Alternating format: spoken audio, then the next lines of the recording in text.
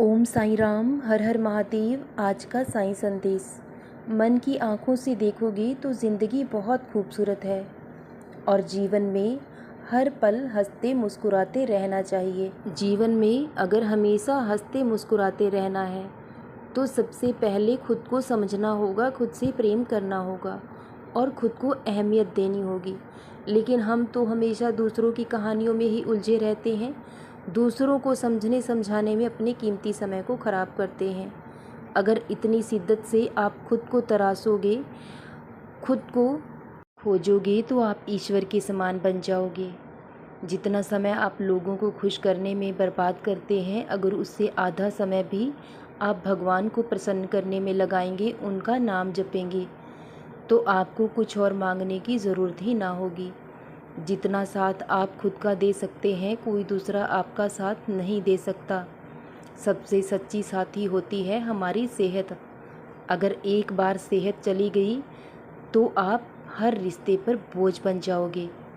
ज़िंदगी बहुत खूबसूरत है और हर बार हारने का मतलब टूटना नहीं होता है। कभी कभी ज़िंदगी नया अवसर हमारे सामने लाती है, जिससे हमारी ज़िंदगी पूरी तरह से बदल जाती है। इसलिए जीवन में आए किसी भी मोड़ से घबराएं नहीं, क्योंकि जीवन का नाम ही संघर्ष है और कब कौन सा मोड़ आपकी ज़िंदगी में आए ये कोई नहीं जानता। इसलिए अपने जीवन के हर पल को खुशी से जिए।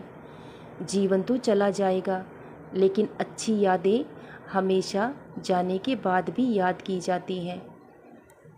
अच्छी सोच और अच्छे विचार हर इंसान के पास नहीं होते, लेकिन जिनके पास होते हैं वो बेहद खूबसूरत होते हैं। ज़िंदगी आपको रुलाएगी भी और हंसाएगी भी, क्योंकि इसी का नाम जीवन है। सुख दुख जीवन में आते रहते हैं, लेकिन कभी आप खुद से हार मत मानना, तो दुनिया की कोई ताकत आपको हरा नहीं पाएगी। ये दुख और परेशानियाँ जब हमारे जीवन में आती हैं, यही तो हमें हमारे मालिक से जोड़े रहती हैं। क्योंकि अगर इंसान को जीवन में सुख और आनंद ही मिले तो वो तो इस मालिक को भूल जाता है। लेकिन जब दुख आता है तो सबसे पहले उसे अपने मालिक की ही याद आती है। और कौन कहता कि भगवान दिखाई नहीं देते? एक वो ही तो हैं, जब कोई हमारे साथ नहीं होता तब भी वो हमें दिखाई देते हैं। जब हम अकेले होते हैं, परेशान होते हैं, तब हम उस मालिक से बात करते हैं, क्योंकि हमें पता है कि वो सब कुछ सुन रहे हैं, हमारे आसपास हैं।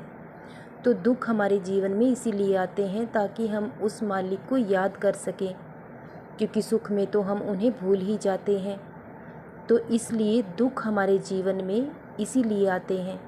लेकिन ये दुख आए हैं तो एक दिन चले भी जाएंगे, क्योंकि इंसान ज़्यादा दिनों तक एक ही परिस्थिति में नहीं रह सकता है। अगर आज बुरा वक्त है तो कल अच्छा वक्त भी ज़रूर आएगा।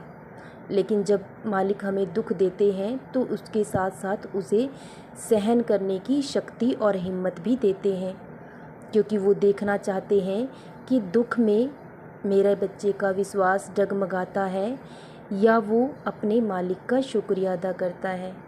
इसलिए अगर आज सज़ा मिल रही है तो आपसे कोई ना कोई गलती भी ज़रूर हुई होगी।